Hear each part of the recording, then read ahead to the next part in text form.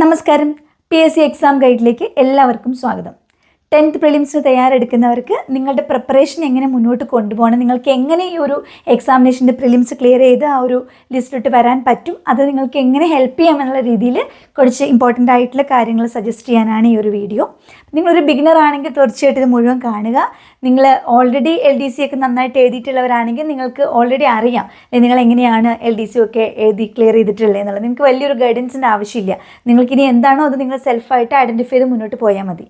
അല്ല, നിങ്ങൾ LDC examination കഴിഞ്ഞു, നിങ്ങൾ പ്രതീക്ഷിച്ച അത്ര ഒരു മാർക്കിലോട്ട് എത്താൻ പറ്റിയിട്ടില്ല എന്നുണ്ടെങ്കിൽ തീർച്ചയായിട്ടും ഞാൻ പറയുന്നത് മുഴുവനായിട്ട് കേൾക്കുക. ഓക്കെ, നമ്മുടെ എക്സാമിനേഷൻ സിലബസ് നമ്മുടെ കയ്യിലുണ്ട്. ഇനി നമുക്ക് എത്ര ദിവസത്തെ എക്സാമിനേഷൻ ഉണ്ടെന്നുള്ളത് നമുക്ക് വ്യക്തമായൊരു ധാരണയുണ്ട്. അപ്പം നിങ്ങളിൽ പലരും ഇപ്പോൾ ഇതിന് മുന്നേയുള്ള എക്സാംസൊക്കെ എഴുതി കഴിഞ്ഞിട്ട് കുറച്ച് ഡെസ്പായിട്ടിരിക്കുന്നവരുണ്ടാകാം, അല്ലെങ്കിൽ വളരെ ആവേശത്തോടെ പഠിക്കുന്നവരുണ്ടാകാം. അപ്പം ഞാനൊരു ഇൻഫർമേഷൻ അല്ലെങ്കിൽ എന്തെങ്കിലുമൊക്കെ സജഷൻസ് തരുമ്പോൾ ജനറലായിട്ടായിരിക്കും ഞാൻ തരുന്നത്. അതായത് ഒരു ബിഗിനറായിട്ടുള്ള ഒരാൾക്ക് എങ്ങനെ ഇത് പ്രിപ്പയർ ചെയ്ത് ഈ ഒരു എക്സാമിനേഷൻ ക്ലിയർ ചെയ്യാൻ പറ്റും, അല്ലെങ്കിൽ ഇതുവരെ അത്യാവശ്യം ഒരു ലെവലിൽ എത്തിയെന്ന് തോന്നാത്തവർക്ക്, ഒരു കോൺഫിഡൻസ് ഇല്ലാത്തവർക്ക് നിങ്ങൾക്ക് ഇനിയുള്ള ദിവസങ്ങൾ കൊണ്ട് എങ്ങനെ നിങ്ങൾക്ക് നല്ല രീതിയിൽ പ്രിപ്പയർ ചെയ്ത് ഈ ഒരു പ്രിലിംസ് എന്ന കടമ്പ കടക്കാൻ പറ്റും എന്ന് അതിന് വേണ്ടിയിട്ടുള്ള കുറച്ച് ഇൻഫർമേഷൻ, കുറച്ച് ഇൻസ്ട്രക്ഷൻസ് ആണ് ഞാൻ തരാൻ പോകുന്നത്. ഓക്കെ, അപ്പം ഏതൊരു എക്സാമിനേഷൻ ആണെങ്കിലും ഫസ്റ്റ് നമ്മൾ ചെയ്യേണ്ട ഒരു കാര്യം എന്ന് പറഞ്ഞിട്ടുണ്ടെങ്കിൽ സിലബസിനെ അറിയുക എന്നുള്ളതാണ്. അതായത് അവിടെ നിന്നാണ് നമ്മൾ പ്ലാൻ ചെയ്യുന്നത്. ഇപ്പോൾ എല്ലാവരും ഒരു ഡ്രീമാണ്, നമുക്കൊരു എയിം ഉണ്ട് അല്ലേ, നമുക്ക് ആ ഒരു എക്സാമിനേഷൻ ക്ലിയർ ചെയ്യണം,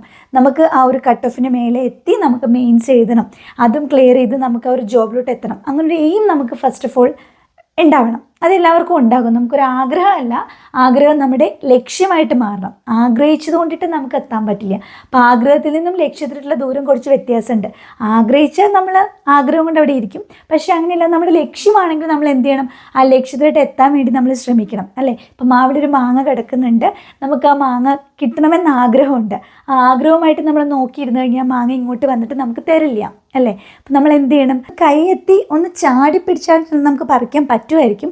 അല്ലാണ്ട് മാങ്ങ തന്നെ ഇറങ്ങി വന്ന് നമ്മുടെ കയ്യിൽ കിട്ടണമെന്ന് പറഞ്ഞിരുന്നു കഴിഞ്ഞാൽ ഒരിക്കലും കിട്ടില്ല. അപ്പം നമ്മൾ മടിയന്മാരായിട്ട് ഇങ്ങോട്ട് തന്നെ വന്നിരുന്നെങ്കിൽ എന്ന് പറഞ്ഞിരുന്നാൽ അവിടെ നടക്കില്ല. അപ്പം നമ്മൾ എന്ത് ചെയ്യണം, നമ്മൾ ശ്രമിക്കണം. നമ്മൾ ഒന്ന് ചാടി നമുക്കെത്തില്ല, കുറച്ചും കൂടി വരുത്തി നമ്മൾ ചാടണം, പിന്നെയും വേണമെങ്കിൽ നമ്മൾ ശക്തി കൂട്ടി ചാടണം. ചിലപ്പോൾ ലാസ്റ്റത്തെ ഒരു അറ്റംപ്റ്റിലായിരിക്കും നമുക്കത് കിട്ടാൻ പോകണേ. അത്രയേ ഉള്ളൂ. അപ്പോൾ ഇതുവരെ കഴിഞ്ഞു പോയ എക്സാംസൊക്കെ നിങ്ങളുടെ ഓരോ ശ്രമങ്ങളായിട്ട് നിങ്ങൾ കരുതിയാൽ മതി. അപ്പോൾ ഇനി എന്ത് ചെയ്യുക, അപ്പോൾ നമുക്ക് ഓരോ പ്രാവശ്യം ചാടുമ്പോഴല്ലേ അറിയാൻ പറ്റുക, ഓ ഇത്രയും പോരായിരുന്നു, അല്പം കൂടെ ഫോഴ്സ് കൊടുക്കണമായിരുന്നു, അല്ലെങ്കിൽ കുറച്ചും കൂടെ ഉയരമുണ്ട്, ഇച്ചിരും കൂടെ ഒന്ന് ശ്രമിച്ചെങ്കിൽ എനിക്ക് എത്താൻ പറ്റുമെന്നുള്ളത് നമുക്ക് മനസ്സിലാവുന്ന എപ്പോഴാണ്, ഇതിന് മുന്നേയുള്ള ഓരോ ചാട്ടങ്ങളും കഴിയുമ്പോഴാണ് നമുക്ക് മനസ്സിലാവുക. അപ്പോൾ ഇതുവരെ നിങ്ങൾ എഴുതിയ എക്സാമിനേഷൻ നിങ്ങൾ അങ്ങനെ കരുതുക. അതൊക്കെ എന്താണ്, നമുക്ക് കുറച്ചും കൂടെ എനർജി കിട്ടി, നമുക്ക് അതിൻ്റെ ഒരു ഡിസ്റ്റൻസ് അറിയാൻ പറ്റി. അപ്പോൾ അത് തീർച്ചയായിട്ടും നമ്മുടെ അടുത്തൊരു ചാട്ടത്തിന് തീർച്ചയായിട്ടും എന്ത് ചെയ്യും, ഹെൽപ്പ് ചെയ്യുമെന്ന് നമ്മൾ ആദ്യം വിശ്വസിക്കുക. ഓക്കെ, അപ്പോൾ ഫസ്റ്റ് നമ്മൾക്ക് ആ ഒരു ലക്ഷ്യം ഫിക്സ് ചെയ്ത് കഴിഞ്ഞാൽ ആ ലക്ഷ്യം നേടിയെടുക്കാനുള്ള ശ്രമങ്ങളാണ് നമ്മുടെ ഭാഗത്ത് നിന്ന് വരേണ്ടത്. അപ്പോൾ അറ്റംപ്റ്റ്, നമ്മൾ ശ്രമിക്കുക എന്ന് പറയുമ്പോൾ എങ്ങനെയെങ്കിലും ശ്രമിച്ചാൽ പോരാ അല്ലേ. നമ്മൾ കൃത്യമായിട്ട് ആ ലക്ഷ്യത്തിനെ തന്നെ ഫോക്കസ് ചെയ്തുകൊണ്ട് ചാടിയാലേ നമുക്കത് കിട്ടുള്ളൂ എന്ന് പറഞ്ഞുകൊണ്ടാണ് നമ്മുടെ ശ്രമം എന്ന് പറഞ്ഞാൽ. അപ്പം നമുക്കിവിടെ ഈ ഒരു എക്സാം ക്ലിയർ ചെയ്യാനായിട്ട് നമ്മൾ ശ്രമിക്കേണ്ടത് ഏത് രീതിയിലാണ്, ഫസ്റ്റ് നമുക്ക് ഒരു പ്ലാൻ ഉണ്ടായിരിക്കണം. എന്ത് കാര്യത്തിനും വ്യക്തമായ ഒരു പ്ലാൻ ഉണ്ടായിരിക്കണം. ആ പ്ലാനിലൂടെ പോയാലേ നമുക്കത് ലക്ഷ്യത്തിലേക്ക് എത്താൻ പറ്റുള്ളൂ. അപ്പോൾ ഇവിടെ നമ്മുടെ പ്ലാൻ എന്താണ്, നമ്മുടെ ഈ എക്സാമിനേഷൻ്റെ സിലബസ് ആദ്യം അറിയുക എന്നുള്ളതാണ് നമ്മൾ ഫസ്റ്റ്. അവിടെ നിന്നാണ് നമ്മുടെ പ്ലാൻ സ്റ്റാർട്ട് ചെയ്യുക. സിലബസ് അറിഞ്ഞു കഴിഞ്ഞാലേ നമുക്ക് മനസ്സിലാവുള്ളൂ എത്രത്തോളം നമുക്ക് പഠിക്കാനുണ്ട്, എത്രമാത്രം ഉണ്ട്, നമ്മൾ അതിന് എത്ര സമയം സ്പെൻഡ് ചെയ്യണം, എത്രത്തോളം എഫേർട്ട് ഇടണം എന്നുള്ള അറിയണം എന്നുണ്ടെങ്കിൽ ഫസ്റ്റ് നമ്മൾ സിലബസിനെ അറിയണം. അവിടെ നിന്ന് നമുക്കൊരു ടാർഗറ്റ് ഫിക്സ് ചെയ്യാൻ പറ്റും. നമുക്ക് ഇത്ര ദിവസമുണ്ട്, ഇത്ര പഠിക്കാനുണ്ട്, അപ്പോൾ ഇത്ര ദിവസം ഇങ്ങനെ പ്ലാൻ ചെയ്താൽ എനിക്ക് ഏകദേശം കവർ ചെയ്യാൻ പറ്റും എന്നുള്ളൊരു ടാർഗറ്റ് സെറ്റ് ചെയ്യുന്നത് നമ്മൾ അപ്പോഴായിരിക്കും. ഓക്കെ, അപ്പോൾ ഈ ഒരു ടാർഗറ്റ് മീറ്റ് ചെയ്യാനായിട്ടായിരിക്കണം പിന്നെ നമ്മുടെ ശ്രമം.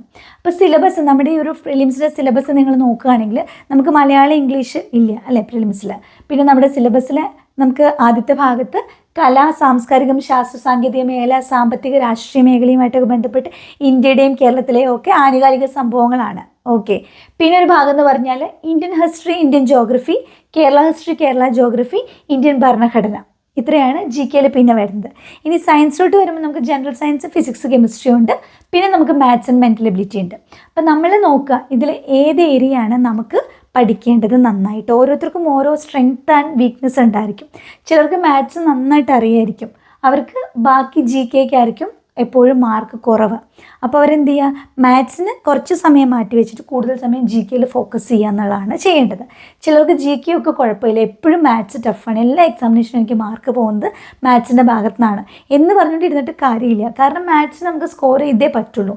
അപ്പോൾ എന്ത് ചെയ്യുക, മാത്സിന് നിങ്ങൾ കൂടുതൽ സമയം എഫേർട്ട് ഇട്ട് മാത്സ് നന്നായിട്ട് പഠിക്കാം. ഓക്കെ, നിങ്ങൾ മാത്സിന് തീരെ വീക്കാണെന്ന് വെച്ചാൽ PSC എക്സാം ഗൈഡിന് മാത്സിൻ്റെ ഒരു ഓൺലൈൻ കോഴ്സ് ഉണ്ട്. വളരെ ചെറിയ ഫീസേ ഉള്ളൂ. ആ ഓൺലൈൻ കോഴ്സിൽ ഞാൻ മാത്സിൻ്റെ നമ്മുടെ ഈ 10th സിലബസ് കംപ്ലീറ്റ് ആയിട്ട് കവർ ചെയ്തിട്ടുണ്ട്, including SCERT chapters. Very basics തൊട്ട് നിങ്ങളുടെ ലെവലിലുള്ള ക്വസ്റ്റ്യൻസ് വരെയുള്ള എല്ലാ കാര്യങ്ങളും ഡിസ്കസ് ചെയ്തുകൊണ്ട് നമ്മൾ ലൈവായിട്ട് ക്ലാസ്സിലെ പ്രോബ്ലംസ് എടുത്ത് സോൾവ് ചെയ്ത് സ്റ്റുഡൻസ് ഡൗട്ട് ചോദിച്ച് ഡൗട്ട് ക്ലിയർ ചെയ്യുന്ന രീതിയിലുള്ള ക്ലാസ്സസ് ആണ് നിങ്ങൾക്ക് റെക്കോർഡ് സെഷനായിട്ട് അവൈലബിൾ ആയിരിക്കും. അപ്പോൾ ക്ലാസ് നിങ്ങൾക്ക് ഫുള്ളായിട്ട് തരാം, നിങ്ങൾക്ക് നിങ്ങളുടെ കൺവീനിയൻറ്റ് ടൈമിനനുസരിച്ചിട്ട് കണ്ടു തീർക്കാം. നിങ്ങൾ യൂട്യൂബിൽ കിട്ടുന്ന പോലെ അല്ലെങ്കിൽ മറ്റ് ആപ്പുകളിൽ കിട്ടുന്ന പോലെ ഒരു റെക്കോർഡ് സെഷൻ അല്ല ഞാനിങ്ങനെ ക്ലാസ് എടുക്കുന്നു നിങ്ങൾക്ക് തരുന്നു, അങ്ങനെയല്ല. നമ്മുടെ ഓരോ റെക്കോർഡ് സെഷൻസും എന്താണോ ലൈവിലെടുത്തത് അതേ ലൈവ് ക്ലാസ്സിൻ്റെ റെക്കോർഡ് സെഷനായിരിക്കും നിങ്ങൾക്ക് കിട്ടുക. നിങ്ങൾക്ക് ലൈവായിട്ട് നമ്മളെ കാണാൻ പറ്റില്ല എന്ന് ഉണ്ടാവുള്ളൂ ആ റെക്കോർഡ് സെഷൻ കാണുമ്പോൾ. പക്ഷേ നിങ്ങൾക്കൊരു ലൈവ് ഫീൽ കിട്ടും. കാരണം നമ്മൾ പറയണതും സ്റ്റുഡൻസ് ഡൗട്ട് ചോദിക്കണതും അല്ലെങ്കിൽ അവരോട് ചോദിച്ച് ക്ലാരിഫൈ ചെയ്യണതും ആ ക്ലാസ്സിൽ ഇരുന്ന് തന്നെ നമ്മൾ ആ ചാപ്റ്റർ അല്ലെങ്കിൽ ആ ടോപ്പിക്ക് പഠിച്ച് തീർക്കണ വരെയുള്ള അതേ പ്രോസസ്സിലൂടെ ആയിരിക്കും നിങ്ങൾ കടന്നു പോകുന്നത്. സോ ഓരോ റെക്കോർഡ് സെഷൻ നിങ്ങൾക്ക് ലൈവ് പോലെ കണ്ടു തീർക്കാം.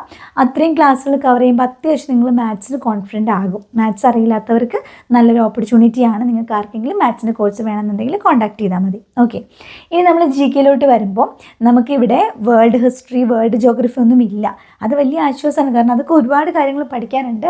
ഇവിടെ നമുക്ക് സിമ്പിളായിട്ട് നമ്മളൊന്ന് ശ്രമിച്ചാൽ കിട്ടാവുന്ന കാര്യങ്ങൾ മാത്രമേ ഉള്ളൂ. Indian history, Indian geography, Kerala history, Kerala geography, പിന്നെ നമ്മുടെ ഇന്ത്യൻ കോൺസ്റ്റിറ്റ്യൂഷൻ. നിങ്ങൾ ഇത്രയും കാര്യങ്ങളിൽ എന്തൊക്കെയാണോ വേണ്ടത് അത് കൃത്യമായിട്ട് പഠിച്ചു പോയി കഴിഞ്ഞാൽ ഇത്രയും ഭാഗം സെറ്റാണ്. മാത്സ് സെറ്റാണ്. പിന്നെ സയൻസ്, ഫിസിക്സ്, കെമിസ്ട്രി, ബയോളജി നമ്മുടെ ടെക്സ്റ്റ് ബുക്കിലുള്ള കാര്യങ്ങളൊക്കെ തന്നെയാണ് ചോദിക്കുന്നത്. അപ്പോൾ അത് നമ്മൾ അടുത്തൊരു സൈഡായിട്ട് പാർട്ട് 3 ആയിട്ട് അത് പഠിക്കുക. പിന്നെ ഉള്ളത് നമുക്ക് ആനുകാലികം എന്ന് പറയുമ്പോൾ നമുക്ക് പ്രെഡിക്റ്റ് ചെയ്യാൻ പറ്റില്ല, എല്ലാ കാര്യങ്ങളൊന്നും പഠിക്കാൻ പറ്റില്ല. പക്ഷെ നമുക്ക് പഠിക്കാൻ പറ്റുന്ന അത്രയും കാര്യങ്ങൾ നമ്മൾ കറണ്ട് അഫെയർ നോക്കുക. അവിടെ നമ്മൾ കുറച്ച് സെലക്റ്റീവായിട്ട് നമ്മൾ പഠിക്കുക എന്നുള്ളതാണ് ചെയ്യേണ്ടത്. ഓക്കെ, അപ്പോൾ ഫസ്റ്റ് നമ്മുടെ പ്ലാൻ സിലബസിന് നിങ്ങൾ അറിയുക, സിലബസിന് ലൈൻ ബൈ ലൈൻ വായിച്ച് നോക്കി എന്തൊക്കെയാണ് എനിക്ക് പഠിക്കേണ്ടത് എന്നുള്ളത് മനസ്സിലാക്കുക. നമ്മൾ പിന്നെ ഒരു ടാർഗറ്റ് ഫിക്സ് ചെയ്യാം. ഇത്ര ദിവസം കൊണ്ട് ഇങ്ങനെ പഠിച്ചാൽ എനിക്കിത് പഠിച്ചു തീർക്കാൻ പറ്റും എന്നൊരു ടാർഗറ്റ് ഫിക്സ് ചെയ്യാം. അടുത്ത സ്റ്റെപ്പ് എന്ന് പറഞ്ഞാൽ മുൻവർഷ ചോദ്യ പേപ്പറുകൾ അത് നിങ്ങൾ റെഫർ ചെയ്യുക എന്നുള്ളതാണ്. അപ്പോൾ നമ്മളൊരു പ്ലാൻ എടുത്തു, നമ്മൾ ടാർഗറ്റൊക്കെ ഫിക്സ് ചെയ്ത് എനിക്ക് പഠിച്ചു തീർക്കാം. എന്നിട്ട് ബ്ലൈൻഡായിട്ട് സിലബസിലെ ആദ്യത്തെ ലൈൻ തൊട്ട് അവസാന ലൈൻ വരെ ഇങ്ങനെ വാരി വലിച്ച് മുഴുവനും പഠിച്ച് തീർത്ത് പോകാൻ നോക്കിക്കഴിഞ്ഞാൽ നിങ്ങൾക്ക് അതിനുള്ള സമയം കിട്ടില്ല. നമ്മുടെ എക്സാമിനേഷൻ എപ്പോഴാണ് നിങ്ങൾക്ക് അറിയാം അല്ലേ. അപ്പോൾ നമുക്കിനി ഇത്ര ദിവസങ്ങളേ ഉള്ളൂ. അപ്പോൾ അതുകൊണ്ട് അങ്ങനെ ബ്ലൈൻഡായിട്ട് പോകരുത്. അവിടെ നിങ്ങൾ എന്ത് ചെയ്യുക, റെഫറൻസ് എടുക്കാം, റെഫർ ചെയ്യുക. എന്താണ് റെഫർ ചെയ്യേണ്ടത്?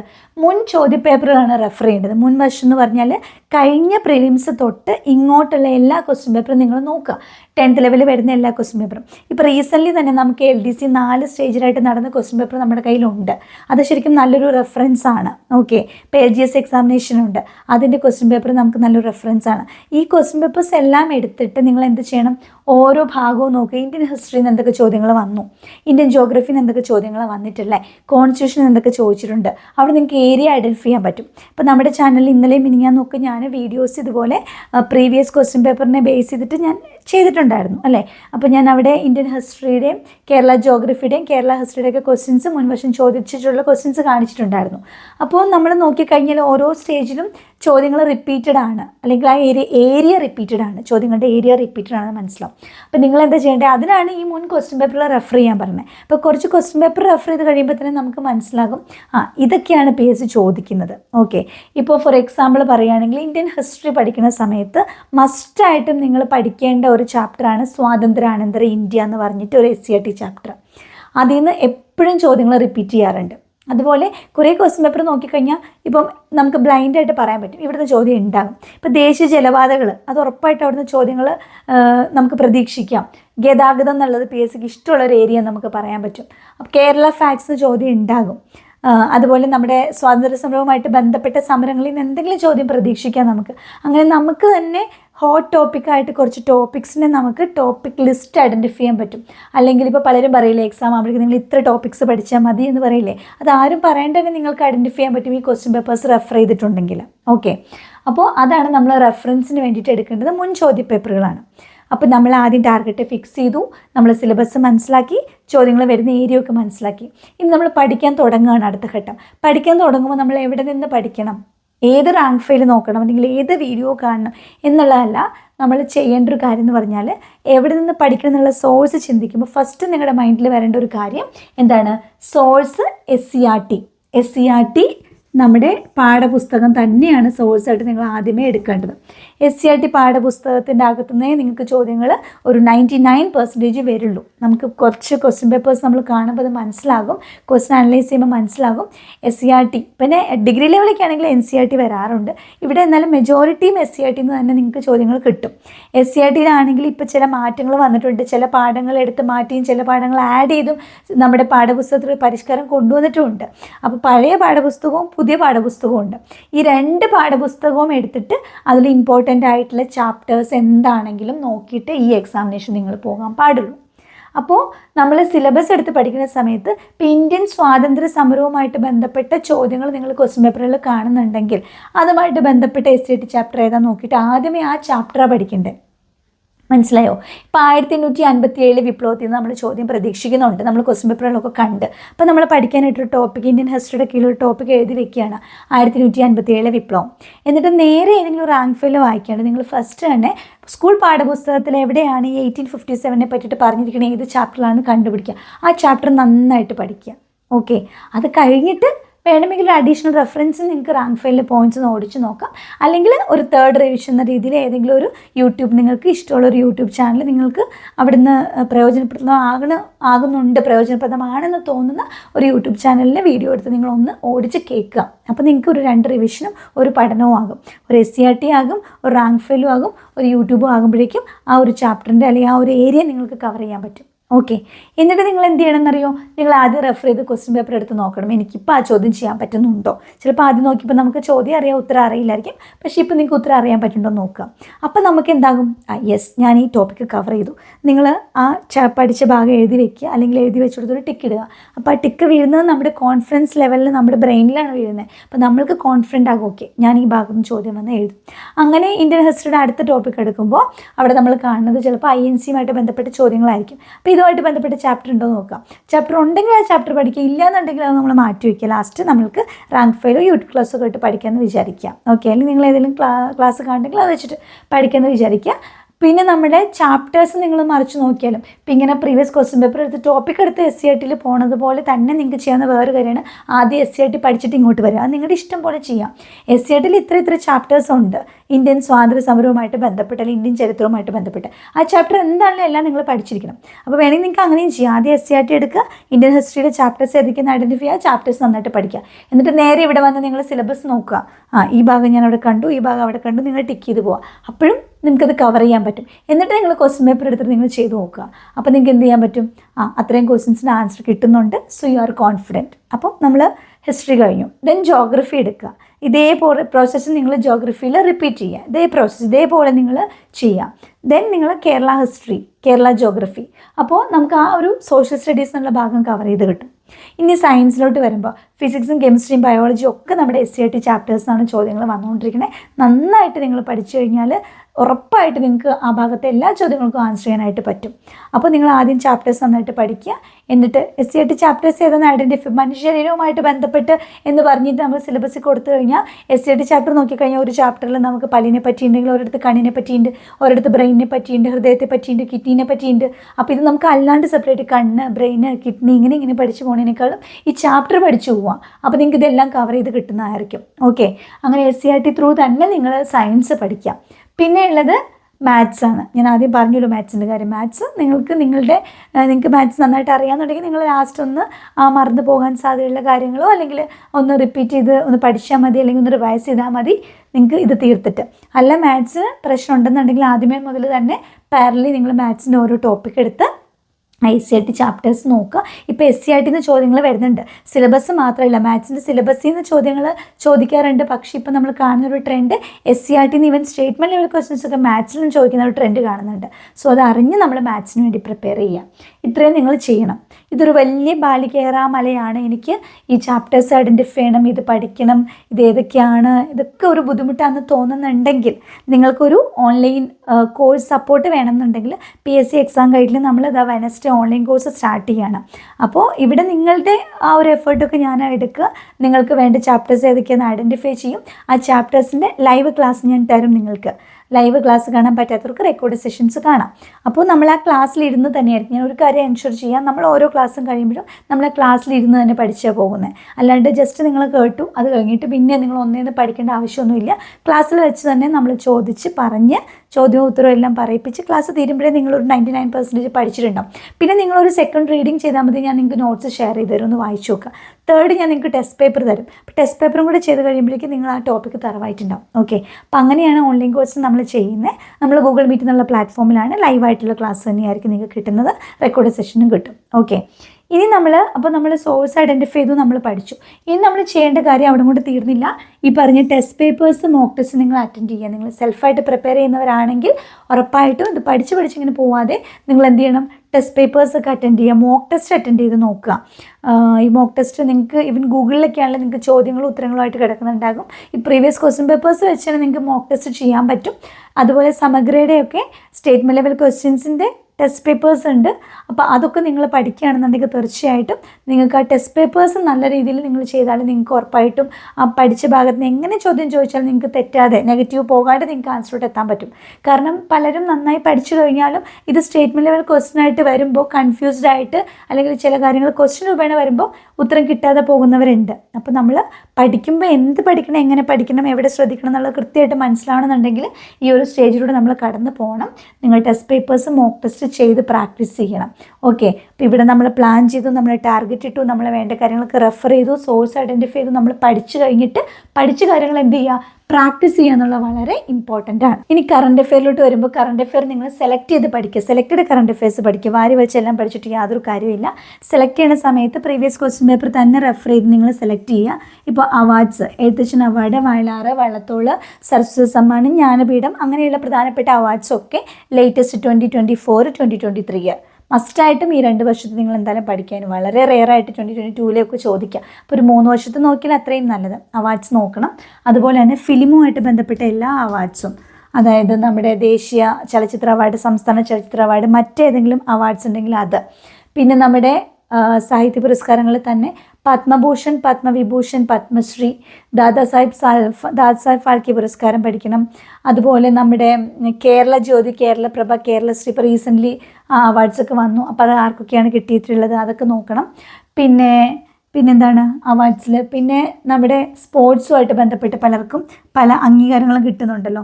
അപ്പോൾ അതുമായിട്ട് ബന്ധപ്പെട്ട് സ്പോർട്സിൽ കിട്ടുന്ന അംഗീകാരങ്ങൾ, ആർക്ക് എന്ത് റെക്കോർഡ് കിട്ടി, എന്ത് അംഗീകാരം കിട്ടി എന്നുള്ളത്. സ്പോർട്സുമായിട്ട് ബന്ധപ്പെട്ട അവാർഡ്സ് എന്ന് പറയുമ്പോൾ ദ്രോണാചാര്യ അവാർഡ്, ഖേൽരത്ന പുരസ്കാരങ്ങൾ, അതിൻ്റെയൊക്കെ വിന്നേഴ്സ് ആരൊക്കെയാണ്, ആ ഒരു കാര്യങ്ങളെല്ലാം അവാർഡ്സ് എല്ലാം പഠിക്കുക എന്നുള്ളത്. പിന്നെ വെന്യൂസ്, അപ്പോൾ ഓരോ ഇവൻറ്റ്സ് നടക്കുമ്പോൾ അതിൻ്റെ വെന്യൂ ഏതാണ്. ഇപ്പോൾ പാരീസ് കോൺഫറൻസ്, COP 16 വേദി ഏതാണ്, അല്ലെങ്കിൽ ഇപ്പം യോഗാ ദിനം എവിടെയാണ്, അതിൻ്റെ വേദി എവിടെയായിരുന്നു, അങ്ങനെ ഇമ്പോർട്ടൻ്റ് ആയിട്ടുള്ള സമ്മിറ്റ്, ഇപ്പോൾ ബ്രിക്സ് ഉച്ചകോടി, അങ്ങനെയുള്ള സബ്മിറ്റ്, G7 അതിൻ്റെയൊക്കെ സബ്മിറ്റ്, അതിൻ്റെ എല്ലാം വെന്യൂസ് പഠിക്കണം. പിന്നെ തീംസ്, ഇപ്പോൾ PSC ചോദിക്കാറുണ്ട്. ഇപ്പം നമ്മുടെ പരിസ്ഥിതി ദിനം, ഇത്തവണത്തെ പരിസ്ഥിതി ദിനത്തിൻ്റെ തീം എന്തായിരുന്നു എന്ന് ചോദിക്കാറുണ്ട്. പ്രധാനപ്പെട്ട ഡേയ്സ് ആൻഡ് തീംസ് പഠിക്കുക. ഓരോ ഡേയുടെ ഇമ്പോർട്ടൻസും അതുമായിട്ട് ബന്ധപ്പെട്ട തീംസ് നിങ്ങൾ പഠിക്കണം. പിന്നെ എന്ത് പഠിക്കണം, പിന്നെ ഇമ്പോർട്ടൻ്റ് ഇയേഴ്സ്, അന്താരാഷ്ട്ര വനിതാ വർഷം, അന്താരാഷ്ട്ര മില്ലറ്റ് ഇയർ, മണ്ണ് വർഷം, അങ്ങനെ ഇമ്പോർട്ടൻ്റ് ഇയേഴ്സിൻ്റെ പ്രാധാന്യം നിങ്ങൾ പഠിക്കണം. അതുപോലെ കറണ്ട് അഫെയർ ശ്രദ്ധിക്കണം. ഇപ്പോൾ ഏതെങ്കിലും ഒരു ഇവൻറ്റ് നടന്നതിൻ്റെ, ഇപ്പോൾ 1924 വൈക്കം സത്യാഗ്രഹം, ഇപ്പോൾ 2024 ആകുമ്പോൾ 100ാം വാർഷികമാണ്. അപ്പോൾ അതുമായിട്ട് ബന്ധപ്പെട്ട് നമ്മുടെ സിലബസിലെ വൈക്കം സത്യാഗ്രഹം പഠിക്കുമ്പോൾ തന്നെ അതുമായിട്ട് കുറച്ചും കൂടി നിങ്ങൾ കൂടുതൽ പഠിക്കണം. കറണ്ട് അഫെയർ റിലേറ്റഡ് ആയിട്ടും സാധ്യതയുണ്ട്. ഇപ്പോൾ കുമാരനാശാൻ്റെ 100ാം ചരമവാർഷികം, അതുപോലെ ആശാൻ്റെ കൃതി കരുണയുടെ 100ാം വാർഷികം. അപ്പോൾ അതൊക്കെ നമ്മൾ അങ്ങനെ ആ ഒരു കറണ്ട് അഫെയർ റിലേറ്റഡ് അങ്ങനത്തെ കാര്യങ്ങൾ നോക്കി പോകേണ്ടതുണ്ട്. അത് സെലക്ട് ചെയ്ത് തന്നെ കറണ്ട് അഫെയർ പഠിക്കുക എന്നുള്ളതാണ്. പിന്നെ ഇന്ത്യക്കും കേരളത്തിനും കിട്ടിയ അംഗീകാരങ്ങൾ, അങ്ങനെയുള്ള കാര്യങ്ങൾ നിങ്ങൾ മസ്റ്റായിട്ടും സെലക്ട് ചെയ്ത കാര്യങ്ങൾ പഠിക്കാം. അതിനുശേഷം സമയമുണ്ടെങ്കിൽ നിങ്ങൾ ഏതെങ്കിലും PDFsോ അല്ലെങ്കിൽ എന്തെങ്കിലും യൂട്യൂബ് വീഡിയോസിലോ ഒക്കെ വല്ല സമ്മറി പറയുന്നുണ്ടെങ്കിൽ ഇതുവരെയുള്ള ഇമ്പോർട്ടൻറ്റ് കറണ്ട് അഫെയർസ് ഒക്കെ പറയാൻ അങ്ങനത്തെ 2-3 വീഡിയോസ് കേട്ടാൽ മതി. അല്ലാണ്ട് അതിനുവേണ്ടി ഒരുപാട് ഓരോ മന്തിൻ്റെയും ഇരുന്ന് ഫുള്ള് പഠിച്ചു തീർക്കാൻ നിങ്ങൾക്ക് സമയം കിട്ടില്ല. അപ്പോൾ അതങ്ങനെ സെലക്ട് ചെയ്ത് പഠിക്കാം. അപ്പോൾ അങ്ങനെ പഠിച്ചു കഴിഞ്ഞാൽ കറണ്ട് അഫെയർ നമുക്ക് ഒരുമാതിരി കവർ ചെയ്തെടുക്കാം. ഓക്കെ. പിന്നെ നിങ്ങൾ ശ്രദ്ധിക്കേണ്ടത് കാര്യം how to approach statement level questions. കാരണം നമുക്ക് സ്റ്റേറ്റ്മെൻറ്റ് ലെവൽ ക്വസ്റ്റ്യൻസ് ഇപ്പോൾ എക്സാമിനേഷനിൽ വരുന്നൊരു ട്രെൻഡുണ്ട്. പലപ്പോഴും പഠിച്ചിട്ടുണ്ടാവും, നമുക്ക് ഉത്തരം അറിയായിരിക്കും, എല്ലാം ശരിയായിരിക്കും. പക്ഷെ നമ്മുടെ മാർക്ക് പോണത് ഈ സ്റ്റേറ്റ്മെൻറ്റ് ലെവൽ ക്വസ്റ്റ്യൻസിലോട്ട് വരുമ്പോൾ ചോദ്യം വായിച്ച് അത് മനസ്സിലാക്കി അതിൻ്റെ ഓപ്ഷൻ ഐഡൻറ്റിഫൈ ചെയ്ത് ശരിയാണോ തെറ്റാണോ ഇതിനെ നമ്മൾ മനസ്സിലാക്കി ഉത്തരത്തിലോട്ട് വന്നത് കൊടുത്തു വരുമ്പോൾ പലപ്പോഴും പലർക്കും അത് ബുദ്ധിമുട്ടായിട്ട് തോന്നാറുണ്ട്. പക്ഷേ ഇപ്പോൾ കുറേ എക്സാംസ് എഴുതിയിട്ടുള്ളവർക്ക് ഇതൊക്കെ എളുപ്പമായിട്ടുണ്ടാകും. കാരണം എപ്പോഴും സ്റ്റേറ്റ്മെൻറ്റ് ലെവൽ ക്വസ്റ്റ്യൻസ് നമുക്കൊരു മെത്തേഡ് ഉണ്ട്. എലിമിനേഷൻ മെത്തേഡിൽ കൂടെ നമുക്ക് ആൻസറിലോട്ട് ഈസി ആയിട്ട് വരാൻ പറ്റും. അതായത് ഇപ്പോൾ നമുക്ക് 4 സ്റ്റേറ്റ്മെൻറ്റ്സ് തന്നാലും 4 അറിയണമെന്നൊന്നും ഇല്ല നമുക്ക് ആൻസറിലോട്ട് വരാനായിട്ട്.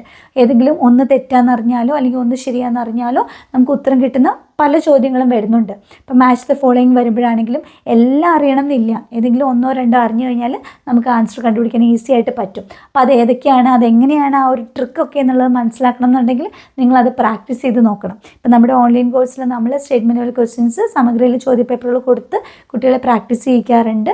അപ്പോൾ ചെയ്ത് വരുമ്പോൾ അവർക്ക് തന്നെ മനസ്സിലാകാറുണ്ട്. അപ്പോൾ അതിനൊക്കെ നിങ്ങൾക്ക് സപ്പോർട്ട് വേണമെന്നുണ്ടെങ്കിൽ അതെല്ലാം നമ്മൾ ഓൺലൈൻ കോഴ്സിൽ പ്രൊവൈഡ് ചെയ്യുന്നുണ്ടായിരിക്കും. സ്റ്റേറ്റ്മെൻറ്റ് ലെവൽ ക്വസ്റ്റ്യൻസ് എങ്ങനെ നിങ്ങൾക്ക് എലിമിനേഷനിലൂടെ ആൻസറിലോട്ട് വരാൻ പറ്റും അതെല്ലാം നമ്മൾ ഈ ക്ലാസ്സിൽ കിട്ടും. ഓക്കെ. പിന്നെ ഇത്രയൊക്കെ ആകുമ്പോഴേക്കും നമ്മൾ അത്യാവശ്യം കോൺഫിഡൻ്റ് ആകും. ഈ കോൺഫിഡൻസ് ആണ് ഏറ്റവും ഇമ്പോർട്ടൻ്റ്. എക്സാമിനേഷൻ്റെ സമയമാകുമ്പോഴേക്കും നമ്മൾ അത്യാവശ്യം ഞാൻ സിലബസ് എല്ലാം ഒന്ന് കവർ ചെയ്തിട്ടുണ്ട് എന്നൊരു കോൺഫിഡൻസ് വന്നാൽ തന്നെ നിങ്ങൾ ഹാഫ് ജയിച്ചു എന്നുള്ളതാണ്. പിന്നെ ഒരു ടെൻഷൻ അടിക്കാണ്ട് കൂളായിട്ട് എക്സാമിനേഷൻ ഹാളിൽ പോവുക. ഹാളിൻ്റെ അകത്ത് വളരെ ശ്രദ്ധാപൂർവം ശ്രദ്ധക്കുറവൊക്കെ വരുത്താണ്ട്, ശ്രദ്ധക്കുറവൊക്കെ വന്നു കഴിഞ്ഞാൽ പല ആൻസറും നെഗറ്റീവായി പോകും. അപ്പം അങ്ങനെയൊന്നും വരാണ്ട് കൃത്യമായിട്ട് കോൺഫിഡൻസ് ആയിട്ട് നിങ്ങൾ പഠിച്ച കാര്യങ്ങൾ അങ്ങനെ ആൻസർ കൊടുത്ത് പരമാവധി നെഗറ്റീവൊക്കെ ഒഴിവാക്കി കൊടുത്തു പോയാൽ ഉറപ്പായിട്ടും സിമ്പിളായിട്ട് പുഷ്പം പോലെ നിങ്ങൾ പ്രിലിംസ് ക്ലിയർ ചെയ്യും. ഓക്കെ. അപ്പം ഇങ്ങനെ ഒരു പ്രോസസ്സിലൂടെ കടന്നു പോയാൽ ഉറപ്പായിട്ടും നിങ്ങൾക്ക് പ്രിലിംസ് കൂളായിട്ട് കടന്ന് മെയിൻസിലോട്ട് വരാൻ പറ്റും. All the very best for every one. Okay. അപ്പോൾ ഈ ഒരു രീതിയിൽ നിങ്ങളുടെ പ്രിപ്പറേഷൻ നിങ്ങൾ ചെയ്യുമെന്ന് വിചാരിക്കുന്നു. PSC എക്സാം ഗൈഡിൻ്റെ ഓൺലൈൻ കോഴ്സ് നമ്മൾ വെനസ്ഡേ സ്റ്റാർട്ട് ചെയ്യുന്നുണ്ട്. അപ്പോൾ ഒരുപാട് ഫീസൊന്നും ഇല്ല, നിങ്ങൾക്ക് ചെയ്യാൻ പറ്റുന്നതേ ഉള്ളൂ. ഇപ്പം ഇന്നലെ ഇന്നും നാളെ 3 ദിവസമാണ് ഇൻട്രൊഡക്ടറി ഓഫറായിട്ട് നമ്മൾ 1,999 ഈ കോഴ്സ് കൊടുക്കുന്നത്. 2,499 ആണ്, 2,499 ആണ്, 2,499 ആണ് ആക്ച്വൽ ഫീസ്. അപ്പോൾ ഇന്നും നാളെയും കൂടെ അഡ്മിഷൻ എടുക്കുന്നവർക്ക് 1,999 ഇതിന് അഡ്മിഷൻ കിട്ടുന്നതായിരിക്കും. ഓക്കെ. അപ്പോൾ നിങ്ങൾ സമയം ഒട്ടും വൈകിക്കരുത്. ഇതുവരെ തുടങ്ങിയിട്ടില്ലെങ്കിൽ എത്രയും പെട്ടെന്ന് സ്റ്റാർട്ട് ചെയ്യുക. നിങ്ങൾക്ക് സെൽഫായിട്ട് ചെയ്യാൻ കോൺഫിഡൻ്റ് ആണ് നിങ്ങളെന്നുണ്ടെങ്കിൽ നിങ്ങൾ അങ്ങനെ പോവുക. If you need A support, ഇത് ഒരു 1 ടൈം ഇൻവെസ്റ്റ്മെൻ്റ് ആണ്. പക്ഷേ നിങ്ങൾക്ക് ഈ ഒരു എക്സാമിനേഷൻ മാത്രമല്ല, നിങ്ങൾക്ക് ഈ ഒരു തവണ നിങ്ങൾ വൃത്തിയായിട്ട് പഠിച്ചുകൊണ്ട് ഇനി വരുന്ന കുറേ എക്സാമിനേഷൻ നിങ്ങൾക്കത് യൂസ്ഫുൾ ആയിരിക്കും. അപ്പോൾ എഡ്യൂക്കേഷന് വേണ്ടിയിട്ട് നമ്മൾ ഇൻവെസ്റ്റ് ചെയ്യുന്നത് ഒരു 1 ടൈം ഇൻവെസ്റ്റ്മെൻ്റ് ആണ്. ഒരു തവണ വൃത്തിയായിട്ട് പഠിച്ചു കഴിഞ്ഞാൽ ഒരു കാര്യം ഞാൻ പറയാൻ പറ്റുമോ, ഇന്ത്യൻ കോൺസ്റ്റിറ്റ്യൂഷന് ഇപ്പം 7ാം ക്ലാസ്സിലും 9ാം ക്ലാസ്സിലും 2 പുതിയ ചാപ്റ്റേഴ്സ് ആഡ് ചെയ്തിട്ടുണ്ട്. ആ 2 ചാപ്റ്റേഴ്സും വൃത്തിയായിട്ട് പഠിക്കുക. ഉറപ്പായിട്ടും അവിടെ നിന്ന് നിങ്ങൾക്ക് മെജോറിറ്റിയും ചോദ്യങ്ങൾ പ്രിലിംസിൽ കിട്ടുമെന്ന് തന്നെയാണ് ഞാൻ പ്രതീക്ഷിക്കുന്നത്. നല്ല 2 ചാപ്റ്റേഴ്സാണ്. അതൊക്കെ നിങ്ങൾ സെൽഫായിട്ട് വായിച്ച് മനസ്സിലാവുന്നില്ല എന്നുണ്ടെങ്കിൽ നിങ്ങൾ ഒരു യൂട്യൂബ് ക്ലാസ്സൊക്കെ കിട്ടുന്നത് കേട്ട് പഠിക്കുക. കാരണം ചുമ്മാ വായിച്ചു വിട്ടുകൊണ്ട് കാര്യമില്ല, കോൺസെപ്റ്റ്സ് മനസ്സിലാക്കി നമ്മൾ പഠിക്കണം. അപ്പോൾ നമ്മൾ ഇതെല്ലാം ഓൺലൈൻ കോഴ്സിൽ കവർ ചെയ്യുന്നുണ്ടായിരിക്കും. അപ്പോൾ ആർക്കെങ്കിലും കോഴ്സ് ജോയിൻ ചെയ്യാൻ താല്പര്യം ഉണ്ടെങ്കിൽ എത്രയും വേഗം കോൺടാക്ട് ചെയ്യുക. അല്ലെങ്കിൽ നിങ്ങൾക്ക് വേറെ എന്തെങ്കിലും ഡൗട്ട്സോ കാര്യങ്ങളോ ഉണ്ടെങ്കിലോ എന്തെങ്കിലും മെൻറ്റർഷിപ്പ് സപ്പോർട്ട് വേണമെന്നുണ്ടെങ്കിലോ നിങ്ങൾക്ക് വാട്സപ്പ് നമ്പറിൽ തന്നെ കോൺടാക്ട് ചെയ്യാം. നമ്മൾ ഈ പറഞ്ഞ നോട്ട്സും എല്ലാം പ്രൊവൈഡ് ചെയ്യുന്നുണ്ടായിരിക്കും ക്ലാസ്സിൽ. അപ്പോൾ നിങ്ങൾക്ക് എന്തെങ്കിലും ഒരു ഗൈഡൻസ് വേണമെന്നുണ്ടെങ്കിലൊക്കെ നിങ്ങൾക്ക് ഇവിടെ കൊടുത്തുള്ള വാട്സപ്പ് നമ്പർ കോൺടാക്ട് ചെയ്യാം. നമ്മുടെ അൾട്ടിമേറ്റ് എയിം എന്ന് പറഞ്ഞാൽ പ്രിലിംസും മെയിൻസും കടന്ന് നമുക്ക് അവിടെ എത്തുക എന്നുള്ളത് തന്നെയാണ്. സോ അതുകൊണ്ട് ആ ഒരു ലക്ഷ്യം മുന്നിൽ കണ്ടുകൊണ്ട് സധൈര്യം മുന്നോട്ട് പോവുക. All the very best. നിങ്ങൾക്കിത് യൂസ്ഫുൾ ആയെന്ന് തോന്നിയാൽ തീർച്ചയായിട്ടും ഈ വീഡിയോയ്ക്ക് താഴെ നിങ്ങളുടെ അഭിപ്രായങ്ങൾ അറിയിക്കണം, നിങ്ങളുടെ സജഷൻസ് അറിയിക്കണം. അതുപോലെ തന്നെ നിങ്ങൾക്ക് എന്തെങ്കിലും ഡൗട്ട്സോ കാര്യങ്ങളൊക്കെ ഉണ്ടെങ്കിൽ നിങ്ങൾക്ക് ചോദിക്കാം. നിങ്ങൾ മാക്സിമം ഇത് ഷെയർ ചെയ്ത് കൊടുക്കുക. നിങ്ങൾക്കിത് ഇഷ്ടപ്പെട്ടാൽ ലൈക്ക് ചെയ്യുക. സബ്സ്ക്രൈബ് ചെയ്യാതെ കാണുന്നവരാണെങ്കിൽ പ്ലീസ് ടു സബ്സ്ക്രൈബ്. ഓക്കെ. അപ്പം നമുക്ക് വീണ്ടും കാണാം.